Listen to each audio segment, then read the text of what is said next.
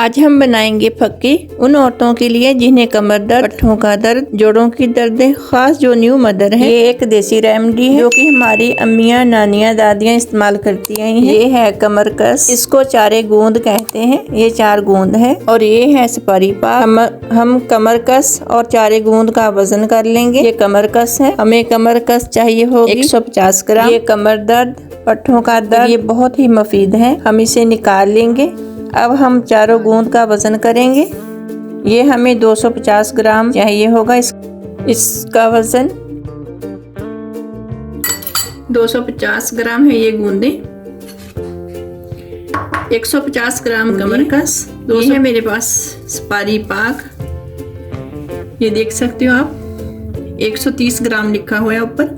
सुपारी पाक है ये। पहले हमें गूंदों को फ्राई करेंगे। इसको फ्राई नहीं करना है, इसको ऐसे ही बारीक करेंगे, पीसेंगे, बस चारे गूंद को फ्राई करेंगे।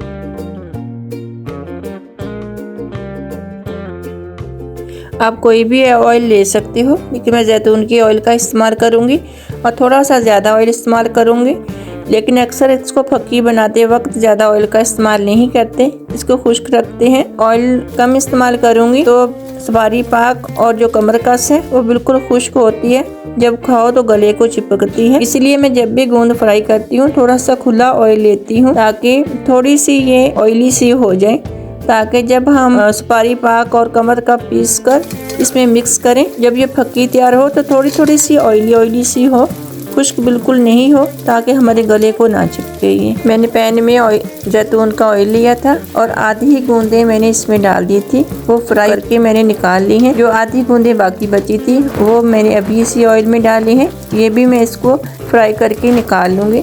इतनी देर इसे फ्राई करना है गूंद को कि ये क्रिस्पी सी हो जाए। आप हाथ में लेकर इस तरह हाथ में दबाओ तो ये बिल्कुल पॉपकॉर्न की तरह क्रिस्पी सी हो। ये देखिए, इस तरह की क्रिस्पी होनी चाहिए। जब इस तरह की क्रिस्पी आपकी गूंद हो जाए तो समझो कि आपकी गूंद बिल्कुल प्रॉपर फ्राई हो चुकी है। अब हम इसे निकाल लेंगे। देखिए, मैंने मशीन में इसे नहीं पीसना, मैंने एक पत्थर की कुंडी ली है, उसमें एक डंडे के साथ इसे पीस लूँगी। हल्का हल्का सा इसे प्रेस करूँगी। अगर आपको बिल्कुल बारीक पसंद है तो वो आप बारीक भी कर सकते हो।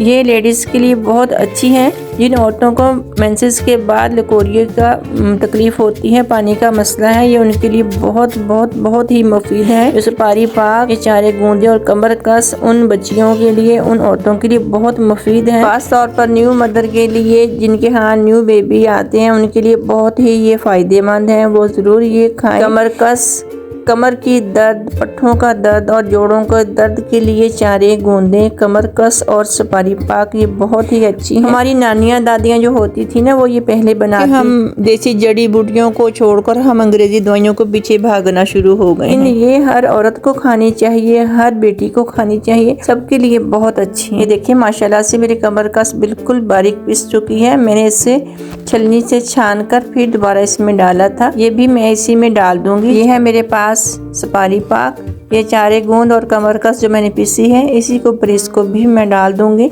और इसे अच्छे से मिक्स कर लूंगी। इसे अच्छे से मिक्स करके हम किसी बोतल में डालकर रख लेंगे। जो हमारी नानी दादियाँ होती थी ना, वो ऐसा करती थी, बनाती थी बेसन या फिर गजरेला या फिर खशखाश या फिर पंजीरी बनाकर उसके साथ इसको बनाती थी अलग में। बहन बेटी ने खानी होती थी, पहले वो पंजीरी थोड़ी सी खा लेती थी, फिर एक छोटे वाला चम्मच इस फक्की का खाकर ऊपर से दूध या फिर गर्म चाय पी लेती थी। देखो, आप दूध के साथ भी खा सकते हो, आप चाय के साथ भी खा सकते हो। ये बहुत मजे की बनती है, सब औरतों के लिए बहुत अच्छी है। लाजमी खाएं और मुझे अपनी दुआओं में जरूर याद रखिएगा और फीडबैक दीजिएगा कि मेरी रेसिपीज आपको कैसी लगती हैं। और लाइक और शेयर और सब्सक्राइब जरूर करिएगा।